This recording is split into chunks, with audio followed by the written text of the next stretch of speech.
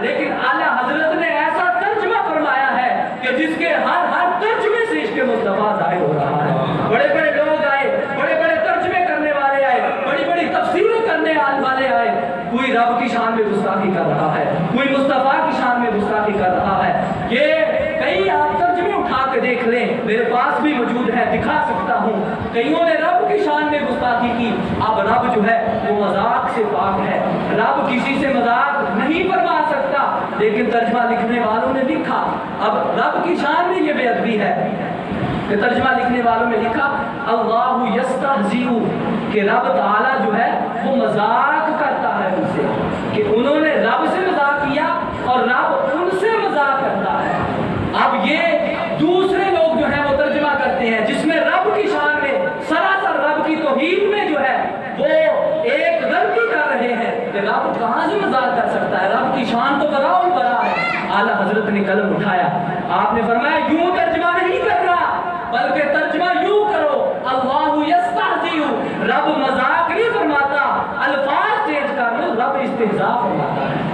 اب لفظ وہی ہے لیکن معنی میں آپ نے کیسا جو ہے وہ عشق بھرا. اور پھر آگے کئیوں نے لکھا کہ واللہ خیر ومکروا ومکر اللہ, کہ وہ لوگ اللہ سے مکر کرتے ہیں اور واللہ خیر الماکرین, استغفر اللہ, یہاں پہ لکھا کہ اللہ بہترین مکر کرنے والا ہے. معاذ اللہ, نقل کفر نباشت کہتے ہیں کہ اللہ بہترین مکر کرنے والا ہے. معاذ اللہ, اللہ تو پاک ہے مکر سے, اللہ مکر و فریب سے پاک ہے. سارے بولے اللہ مکر و فریب سے پاک ہے, رب مکر و فریب سے پاک ہے, رب کسی سے مکر نہیں کر سکتا. اب انہوں نے لکھا ترجمے میں کہ رب جو ہے وہ مکر کرنے والا ہے. اعلیٰ حضرت نے ان کے منہ بند کر دیے, کہا مکر نہیں رب فرماتا بلکہ یوں ترجمہ کرو کہ رب کی شان میں بے ادبی بھی نہ ہو, واللہ خیر الماکرین, وہ مکر کرنے والے ہیں اور اللہ ان سے خفیہ تدبیر کرنے والا ہے. کتنے پیارے لفظ ہیں کہ اللہ ان سے خفیہ تدبیر کرنے والا ہے.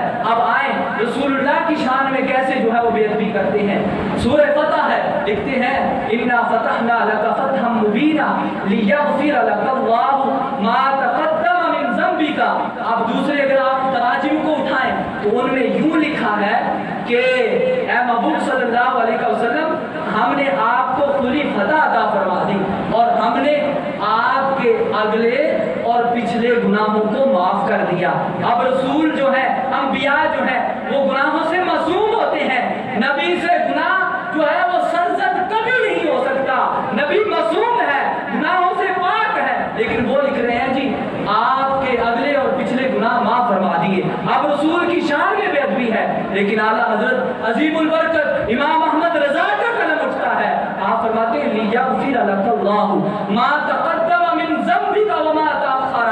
اے محبوب, ہم نے پوری فتح آپ کو عطا فرمائی اور آپ کی وجہ سے آپ کے اگلوں اور پچھلوں کے سارے گناہ معاف فرما دیے.